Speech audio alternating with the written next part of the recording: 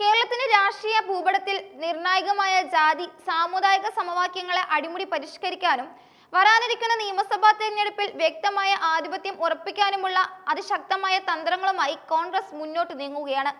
സംസ്ഥാനത്തെ ഏറ്റവും വലിയ ഹിന്ദു സമുദായമായ ഈഴവ വോട്ട് ബാങ്കിൽ വിള്ളലുണ്ടാക്കി CPMന്റെ പരമ്പരാഗത വോട്ട് കോട്ടകൾ തകർക്കുക എന്ന ലക്ഷ്യത്തോടെ കോൺഗ്രസിന്റെ മാസ്റ്റർ പ്ലാൻ രാഷ്ട്രീയ കേരളത്തിൽ വലിയ ചർച്ചകൾക്ക് തുടക്കമിട്ടിരിക്കുന്നു.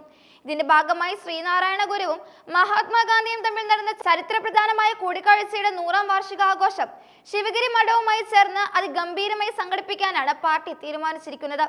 ഫെബ്രുവരി 18-ന് കൊല്ലം ആശ്രാമ മൈതാനത്ത് വെച്ച് നടക്കുന്ന ഈ വിപുലമായ പരിപാടി AICC നേതാവ് രാഹുൽ ഗാന്ധി ഉദ്ഘാടനം ചെയ്യുന്നതോടെ കേരള രാഷ്ട്രീയത്തിൽ പുതിയൊരു ധ്രുവീകരണം സംഭവിക്കുമെന്നാണ് രാഷ്ട്രീയ നിരീക്ഷകരുടെ വിലയിരുത്തൽ. ഇടതുപക്ഷത്തിന്റെ സുരക്ഷിത താവളമായി കരുതപ്പെട്ടിരുന്ന ഈഴവ വോട്ടുകളിൽ കടന്നു കയറാനുള്ള കോൺഗ്രസിന്റെ ഈ നീക്കം CPMനെ സംബന്ധിച്ചിടത്തോളം വലിയ രാഷ്ട്രീയ വെല്ലുവിളിയാണ് ഉയർത്തുന്നത്. UDF-ൽ മുസ്ലിം ലീഗിന്റെ സ്വാധീനം വർദ്ധിക്കുന്നുവെന്നും കോൺഗ്രസ് ലീഗിന് മുൻപിൽ മുട്ടുമടക്കുകയാണെന്നുമുള്ള CPMന്റെയും BJPയുടെയും നിരന്തരമായ പ്രചാരണങ്ങളെ പ്രതിരോധിക്കാനുള്ള മികച്ചൊരു വേദി കൂടിയാണ് കോൺഗ്രസ് ഇതിനെ കാണുന്നത്. ഹൈന്ദവ വിഭാഗങ്ങൾക്കിടയിൽ, പ്രത്യേകിച്ച് പിന്നാക്ക സമുദായങ്ങൾക്കിടയിൽ പാർട്ടിക്കുണ്ടായ സ്വാധീനക്കുറവ് പരിഹരിക്കാൻ ഇത്തരം സാമൂഹിക സാംസ്കാരിക ഇടപെടലുകൾ അനിവാര്യമാണെന്ന് നേതൃത്വം കരുതുന്നു.